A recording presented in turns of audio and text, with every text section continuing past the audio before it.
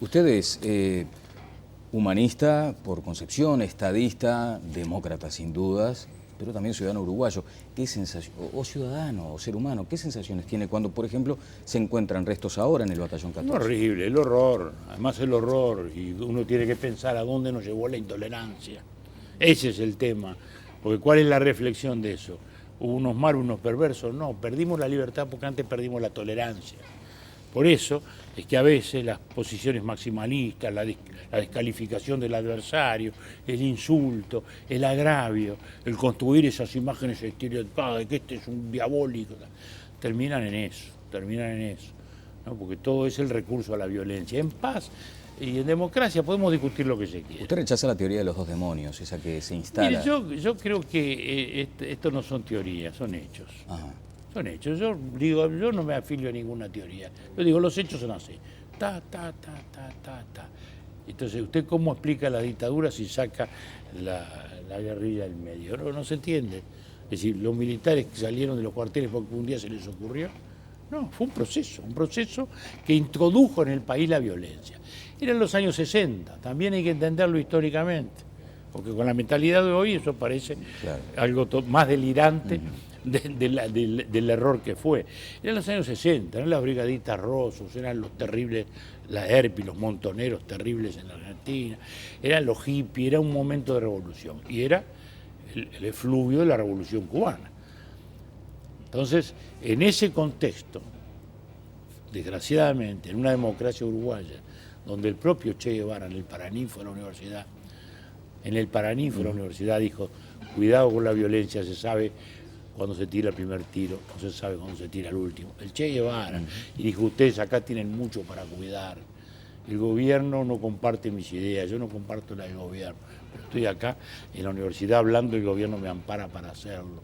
Cuiden esto, que solo se puede hacer en este país y en muy pocos otros países de América. El Che dice, conozco bien América, en muy pocos países de América puedo hacer esto. Bueno, desgraciadamente se desoyó y se recurrió a la violencia política, la revolución, era el mito de la revolución iba a resolver todo. Y nos introdujo en un proceso tan dramático como ese. Entonces, hoy yo diría, el tema no es cobrarnos responsabilidades, entender lo que pasó, entender que el recurso de la violencia fue nefasto y valorizar lo que logramos, porque justamente estos 10 años que narro allí, con la contribución de todos los partidos, cada uno a su modo. Fíjese que el Club Naval, el pacto con el cual salimos a la democracia, lo hicimos los frentistas, los colorados y los cívicos. No estaban los blancos, desgraciadamente, por la situación de Ferreira. Claro. Luego en el gobierno, gobernamos con el apoyo de los blancos. La ley de caducidad es una propuesta justamente de Ferreira para salir de aquel momento, aquel atolladero. Es decir, que todos los partidos contribuyeron, cada uno a su modo y desde su perspectiva. Y por eso el libro también tiene, aparte de una dedicatoria personal a Marta, como corresponde por todo lo que aguantó, y también lo que me ha enseñado, a 5 grandes ciudadanos. El libro está escrito en memoria de Wilson, de Pibel, de Chiarino, de Tarigo y de Sereñi. Porque sin ellos todo hubiera sido difícil en el plano político. Como también en el plano militar, nadie puede olvidar al teniente general Medina, que fue el hombre que encauzó las filas militares para buscar una salida digna para todos. Bien, como usted ha señalado, era momento de hipersensibilidad, esa flor de piel, cuestiones muy emocionales, vivencias, memoria. Y allí el Partido Nacional siempre tiene, en algunos sectores, el reclamo de que usted no le dijo toda la verdad a Wilson.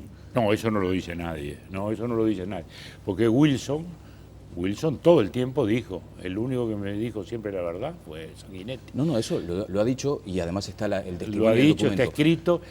No, hay gente que dice, lo que dice es otra cosa, dicen, nunca debieron aceptar la salida si no se hubiera resuelto lo de Wilson. Es otra cosa. Que le mentimos, él se lo dijo a mucha gente, pero no a mí, al revés. Hasta el último día él siempre dijo lo contrario, porque yo me fui a Bolivia, hablé con él. En Santa Cruz. En Santa Cruz de la Sierra, y ahí le dije todo. Me acuerdo que Wilson, como tenía esa modalidad, ¿no? Voy y le digo, mirá, vengo a contarte cómo están las cosas. Vos ya estás entendido con los comunistas, como siempre, me dicen, como los colorados, que siempre se entiende con los comunistas. Digo, por supuesto, Wilson, estamos entendidos, eso es lo que te quiero decir. Va a haber una salida, sumate a la salida, papá. Bueno. O sea que él siempre eso lo reconoció. Lo que en el Partido Nacional hay, naturalmente, es esa sensibilidad, que yo la comprendo. ¿Cómo la voy a comprender? ¿Cómo la voy a comprender? Lo que pasa es que en aquel momento, ¿qué optábamos? Por una salida que resolvía incluso el tema de Wilson, o bien esperábamos 1 año, 2 años, no se sabía cuánto, interín, choques, muertos, violencias. Entonces había que encontrar la salida resolvía toda la situación. El tema, bueno, fue un tema de estrategias. Wilson siguió una estrategia, nosotros seguimos otra. No hubo entonces medias verdades, por decirlo en esos términos. No hubo medias verdades, todo estaba claro, cada uno jugó como lo creyó mejor. Y al final todos contribuimos, porque también ese radicalismo de la prédica de Wilson afuera, que a él le costó mucho, y era evidente que le iba a costar mucho, también ayudó a encontrar una solución. Claro. ¿Me permite hacer un paréntesis para un análisis de actualidad? Usted se vio beneficiado por la contribución por lo alto en la política de dirigentes del Partido Nacional. Hoy ese tema está en debate, la forma de ejercer oposición, y allí está como instalado Jorge Larrañaga por un lado y el herrerismo por otro.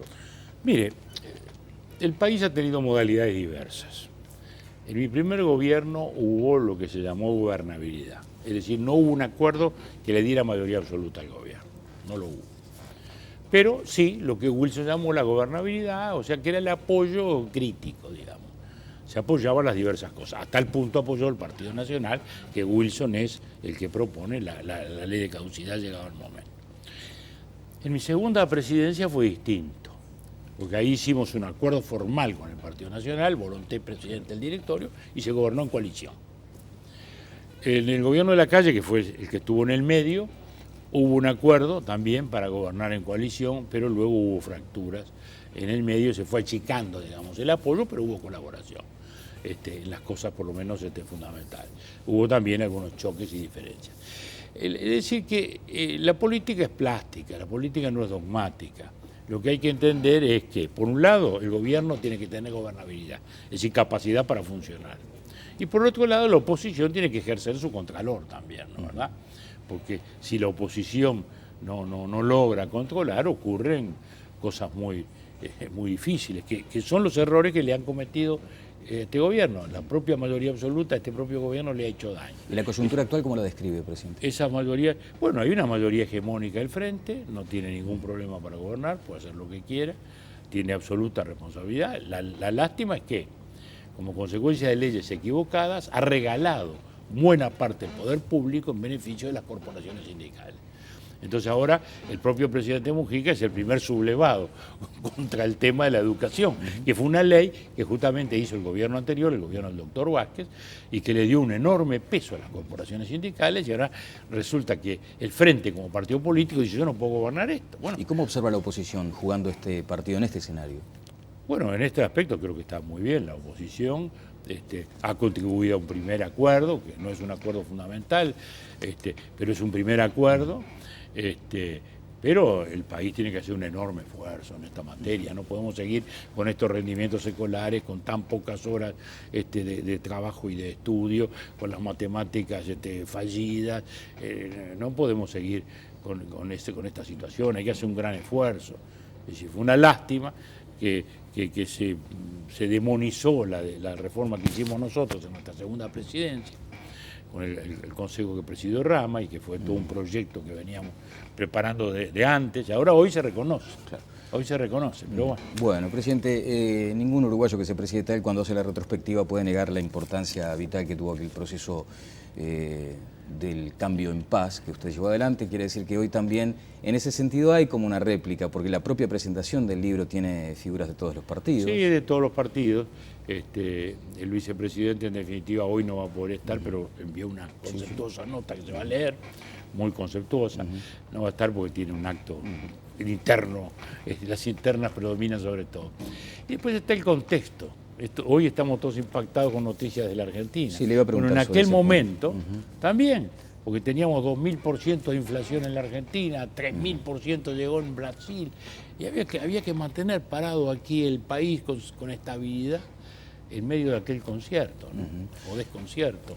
O desconcierto. Bueno, ¿tiene una opinión sobre esta decisión de la Argentina? Porque además se me ocurre esos contrastes, ¿no? El presidente Mujica hablando unas 2 horas con Obama y luego no pronunciándose o tomando distancia sobre esta situación en Argentina. Hablé hace un par de minutos con el presidente, bastante rato hace ya ahora, con el presidente ANCAP, inquieto por esta decisión de la presidenta Cristina Fernández. No, yo creo que ha sido desgraciadamente un paso muy negativo, en la forma y en el fondo.